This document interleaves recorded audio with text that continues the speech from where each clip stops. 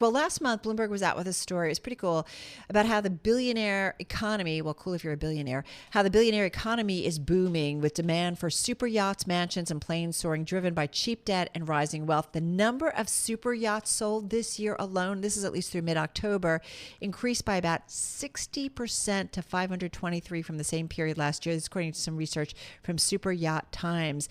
More than a quarter of those purchases were for new vessels. How Wow. about that, Tim? Well, people who have the money want to be able to afford or want to be able to go and yacht in luxury. Yeah, no doubt about it. Well, Stephen Myers knows about what's going on. He's the founder and CEO of the multiple listings service provider YATCO. He joins us on the phone in Miami. Hey, Stephen. So delighted to have you here with Tim and myself on Bloomberg Businessweek on Bloomberg Radio. How are you? Thank you very much for having me. Yeah, I'm doing great. I'm actually literally sitting by the dock of the bay in Miami Beach for Art Basel and surrounded by the Sunset Harbor Marina and a lovely sunny afternoon. Art Basel is really cool. It's a perfect place to sell you super yachts. I'm just going to put that out there. Nice that it's sunny. It's already dark here in New York. So listen, I'm a sailor. I've talked with a lot of brokers in the industry over the past year. They have been super, super duper busy during the pandemic. What have you been seeing specifically? Yeah, I've been in the industry for over 30 years.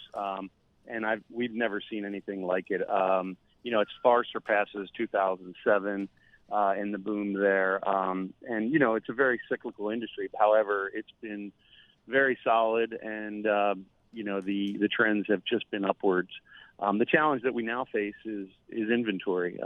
The pre-owned inventory dried up after 2020. There was a rush on pre-owned inventory in 2020 during COVID. Obviously, people wanted to isolate themselves and lock down themselves on. There's no better place to be than on a boat or a yacht. Especially during a pandemic, I'm just going to point out. But go ahead. Absolutely, and that trend is going to continue. The new boat sector in 2021 has absolutely been on fire, as well as the luxury yacht charter business as well. That's now out, pretty much sold out through 2022. Continuing on. What are you seeing from boat makers about how they're able to meet demand or how wait times have changed due to this unprecedented demand? Yeah, well, I think there's a trend more towards, less customization, more production, obviously, because it's a faster production time. But certainly the custom projects are continuing, and as we get into the $500 million plus yacht market that's coming, that's certainly a long lead time. But right now, most of the semi-custom custom builders are looking at sold out for the next 5 years until they find additional capacity. Well, it really talks about the wealth creation, certainly, too, within our world. What about, Stephen, in terms of their access to the supplies? I mean, a beautiful boat, you're talking about teak, you're talking about great woods, you're talking about a lot of stuff. It's also the bigger you get, it's basically a floating city. Are you guys able are the builders able to get everything that they need? Yeah, it's a challenge, but I think that the industry is able to meet those challenges. Because we're not looking at the volumes of the housing market and so on and so forth. So it's a challenge, but I think that the industry, it's not holding things back to the extent of other industries. What about when it comes to resales? That the problem there is lack of inventory. Now people are willing to sell, but if somebody was willing to sell for $12 million, a year ago, now it might be $14 million. So we've actually seen 59 on our yachtco.com MLS database. We've actually seen 59 price increases just in the past month, which is unheard of. Normally, a price increase in yachting is an anomaly, and it usually doesn't send a good signal to the market. But for the first time in my career, we're seeing, an extraordinary number of price increases on a regular basis. And Stephen, we're just going to talk for a couple minutes, and we'll do some more news and come back in a moment. Tim's really curious about what, Tim? Yeah, well, how do you find people to work on these boats right now? Because we see a labor shortage happening in many different industries. But if you are one of those people who's lucky enough to get your hands on one of these yachts, how hard is it to get a crew? Yeah, I mean, the availability is there. the usual channel is to go through a professional crew agency. There's a good pipeline, and the real thing, I guess, the big difference in the yachting industry is that what's I think also attracting a lot of people to their boats and to purchase and charter is the fact of a secure environment where you can control the environment of the people that you're in. There's defined boundaries, and making sure that everybody is vaccinated on board, et cetera. So we're seeing people with spouses that aren't even so interested in the boating program that suddenly are now spending the majority of their time on board, and spending less and less time at home and more time on board, and often going to further and further remote locations like the Antarctica and Norway, for example, just far-reaching places. But the crew are there, so we're not seeing a major problem in that respect. All right, Stephen, I've been on your website checking out. She wants to buy a boat. No. I'm good. I'm actually really good right now. She's more of the sailing type. I am. And I was just looking at some of your different boats. You guys, though, actually do have a fair amount of boats listed. Yes. However, that inventory is definitely down worldwide. At any given time, we typically have over 10,000 central exclusive listings for sale.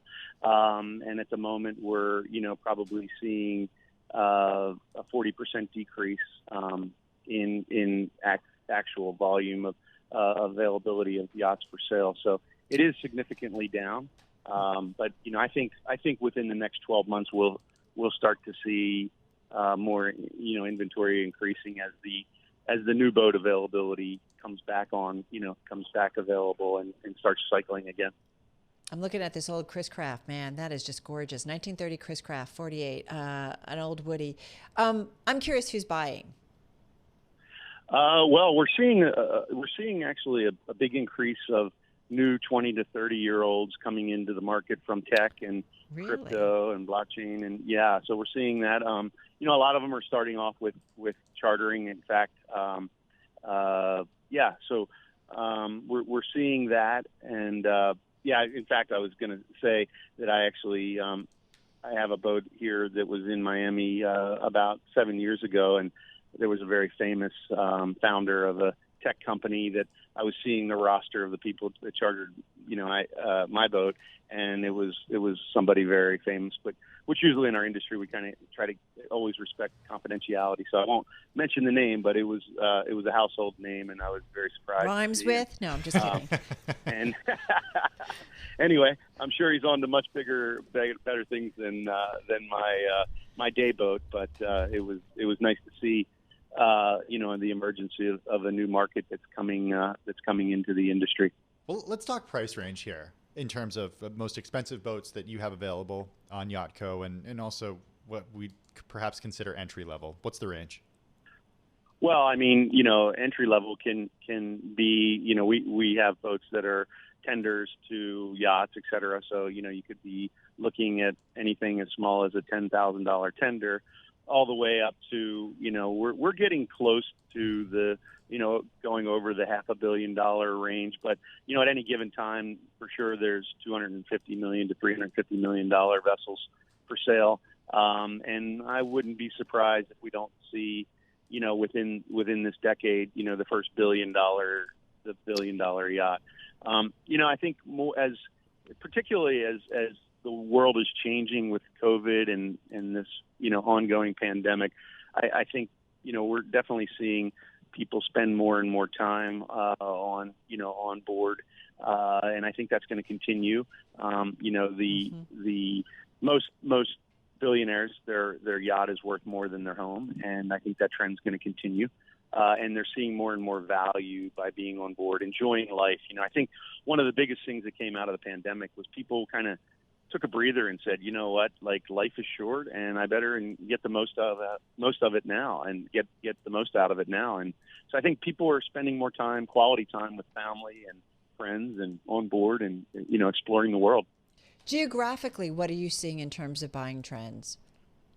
One interesting thing about Europe is it's turning very green.